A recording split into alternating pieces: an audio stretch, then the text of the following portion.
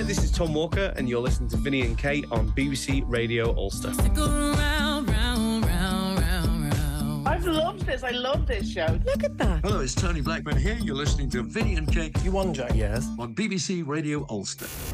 Guest time on the show, and we have the one and only X Factor royalty, in fact. It's Joe McElderry. Hello, Joe. Hello, how are you? Really good. How are things with you? Very good, very busy, but having a lot of fun, and it's been lovely to be back in the Joseph world. It's quite a few years since I did it last time, and obviously I'm returning as the Pharaoh this time, but we've done about 3 weeks of the tour already, and it's been wonderful, having a great time. Before we talk about Joseph, and obviously you're coming to Belfast, you'll be here from the 18th of February to the 23rd. When I looked at the brief and I saw that you did X Factor, and I thought, do you know what I thought? About 5 years ago. Yes. It's 16 years. I know, it's crazy. A lot of people, which I suppose in a way is kind of a compliment, because it means you've kind of stayed relatively fresh in people's minds.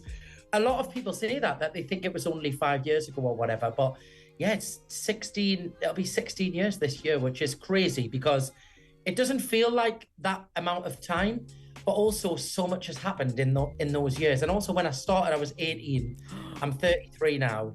It's almost like two parallels that were alongside each other. It was like it happened yesterday, but then it feels like a lifetime ago. It's a strange one. It's funny because you're some sort of man-child because you only look about 20 now. It's unbelievable. I wish that was true. Thank you very much. It's all right. I'm just full of compliments today. So what have you been... I know you can't tell us the full itinerary of the last 16 years, but what have you been doing between X Factor and coming to be on the stage for Joseph? Well, I mean, obviously just a bit of everything, really. You know, music, musical theatre, television. I've kind of been quite lucky that I've had many different avenues to my career, you know, and then obviously I stepped into musical theatre. Well, actually, probably Joseph the first time I did it. And I think we came to Belfast then, actually, when I played Joseph. And that kind of opened up a lot of doors in the musical theatre kind of world. And yeah, I'm lucky that I kind of do my solo stuff, drop into a musical theatre show, do a bit of pantomime. I kind of jack of all trades, master of none, I like to say. Well, yeah, what were you doing when you were that 18-year-old? But actually, you went to audition for X Factor when you were 17. Is that right? And you stepped back and you thought, no, I'm not really ready for it. I was actually younger. I think I was 15 when I first went. I think I was 15, just turning 16, and I got to boot camp, and I freaked out, if I'm honest, and I thought, oh, this is not for me. It's a bit overwhelming. I didn't really enjoy the cameras and how intense it was with everything. And when I left at that point, I left halfway through boot camp and just was like, thank you for the opportunity, but I don't want to be a part of this. And everybody thought I was crazy. They were like, what are you doing? You're giving up this opportunity. But something just didn't feel right. And I've always, since being very young, and I've used it obviously in the industry as well, I've always had a really great gut instinct about situations. I genuinely thought I would never go back to it, and I didn't think that the performing arts world was for me. And then I grew up a little bit, like 3 or 4 years, I started to do local gigs, and then my confidence was a lot better. And I thought, you know what, actually, I think I want to give it another crack. And my family were literally like, oh, here we go again. He's not going to stick this through. And obviously the rest, as they say, is history. But it was different the second time round, and I loved the experience. But even at that, I mean, you were still very young when you were 18. Mm-hmm. Do you look back at 18-year-old Joe and go, oh, how did you do that? I don't actually know how I coped with it, to be honest. And I think the only way I can describe how it was great was because I was so naive. I was so naive and kind of didn't really understand the magnitude of how big the show was. But I think that was what saved us in a way. I was just excited to be there and was like, let's just have fun with it. And I was a fan of the show. But did you have any bad press, or were you actually quite lucky? I don't really remember you ever having anything negative said about you.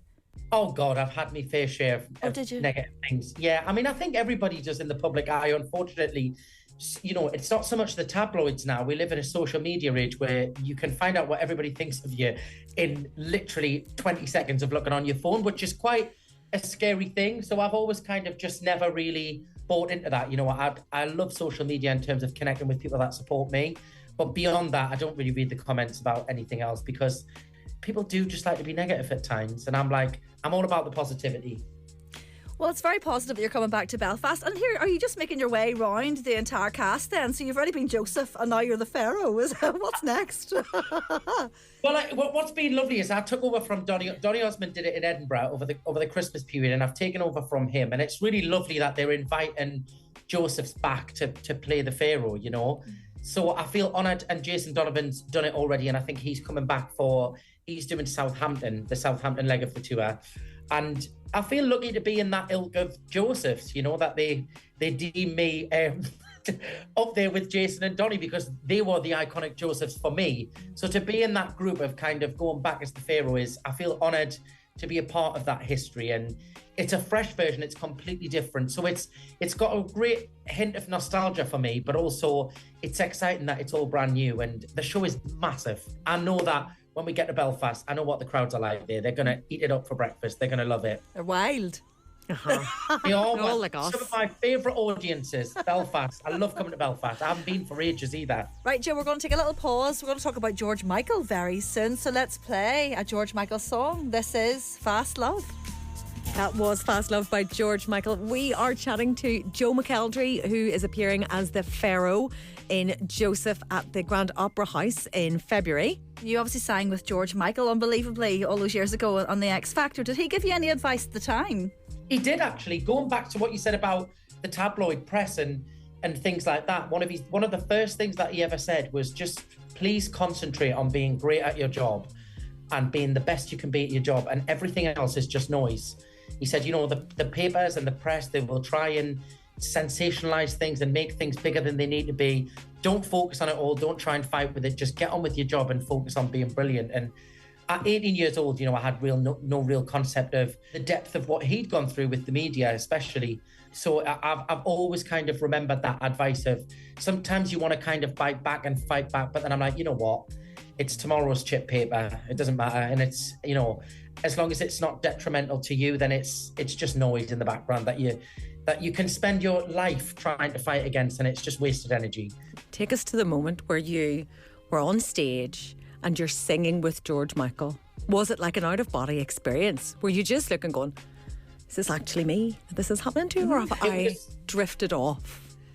It was incredible. I mean, my mum is the hugest George Michael fan. So I grew up listening to all of his music. I knew it all. And when I found out I was going to be performing for him, I found out quite late as well. And it was like the Thursday night before the Saturday live show.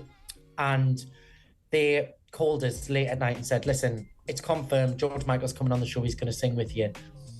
And I called my mum. It was about midnight. And I said, Mum, you're not going to believe this. George Michael's coming on the show. He's going to sing Don't Let the Sun Go Down on Me with us. And she went, honestly, Joe, there's no way he's going to sing with you. Because I think she couldn't even imagine in a world that would happen. And also, I think because of the type of artist George Michael was, I think it was quite a big scoop to get him on a show like X Factor. I don't think anybody kind of thought that he would attach himself to a show like that. So he turned up and he was so lovely and gracious, and I can't say enough nice things about how great he was. And I just remember standing on the stage thinking, when those doors open, he's not going to be there. He's going to have done a runner or something. But he was there, and it was amazing. And you know, he was one of the nicest people that I've ever met. And for how famous and successful he was so normal and humble and down to earth. It was a truly true highlight of my career, that. Oh, that's so lovely to hear. Well, Joe, thank you so much. It's been really, really good to chat to you and find out about Joseph. So you'll be here in the Grand Opera House from Tuesday the 18th of February to Sunday the 23rd of February. Enjoy. We're delighted to bring you back to Belfast. I can't wait to be there. I'm looking forward to seeing everyone. Vinny and Kit.